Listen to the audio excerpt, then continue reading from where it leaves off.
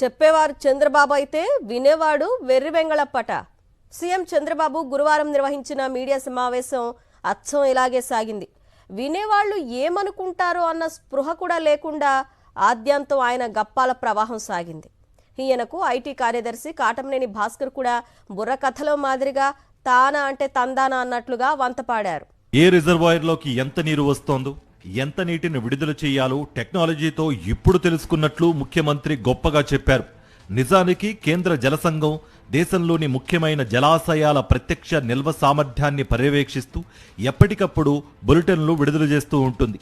ఏ పరివాహక ప్రాంతంలో ఎంత వర్షం కురుస్తోందో, తద్వారా ఏ ప్రాజెక్టుకు ఎంత నీరు వస్తుందనే విషయాన్ని రాష్ట్రాలకు చెప్పే సంప్రదాయం ఎప్పటినుంచో ఉంది.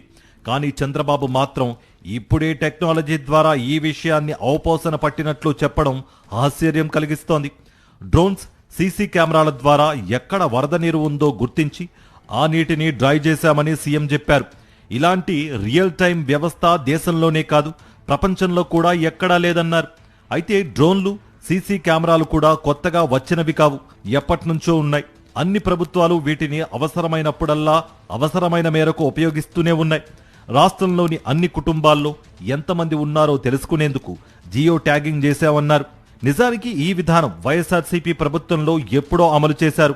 ఇళ్లకు గత ప్రభుత్వంలోనే జియో ట్యాగింగ్ చేశారు. చంద్రబాబు చెప్పినట్లు కొత్తగా వచ్చిన విధానమేమీ కాదిది. తుఫాను కదలికలను గంట గంటకు టెక్నాలజీ ద్వారా పర్యవేక్షిస్తూ పౌరులకు 28 రకాల సూచనలతో మెసేజ్లు పంపుతూ అప్రమత్తం చేశామని ఐటీ శాఖ కార్యదర్శి కె భాస్కర్రావు చెప్పారు. వాస్తవానికి ఫోన్లలో మెసేజ్లు పంపే విధానం గత వైఎస్ఆర్సీపీ ప్రభుత్వంలోనూ కొనసాగింది. అప్పట్లో సచివాలయాల వారీగా ఇంటింటిని మ్యాపింగ్ చేసి పౌరులకు అవసరమైన సమాచారాన్ని మెసేజ్ల రూపంలో పంపించేవారు. కాకినాడ దగ్గర తీరం దాటుతుందనుకుంటే 15 కిలోమీటర్ల తర్వాత నర్సాపురం దగ్గర తీరం దాటిందని భాస్కర్ చెప్పారు. ఈ విషయంలో ప్రభుత్వం బొక్కబోర్లా పడింది. కాకినాడలో కాకుండా అంతర్వేది వద్ద తుఫాను తీరాన్ని దాటింది. అలాగే వర్షం ఎక్కడ, ఎప్పుడు, ఎంత పడుతుందో ముందస్తుగా చెప్పే విధానం ఎప్పటినుంచో ఉంది. ఈ విషయంలోనూ ప్రభుత్వం అట్టర్ ఫ్లాప్ అయింది. ఓ విధంగా మోంతా దాగుడు మూతలు ఆడిందని చెప్పి నవ్వుల పాలయ్యారు. సీఎం మొబైల్, ఇంటర్నెట్ కమ్యూనికేషన్ వ్యవస్థను పక్కాగా చేశామన్నారు.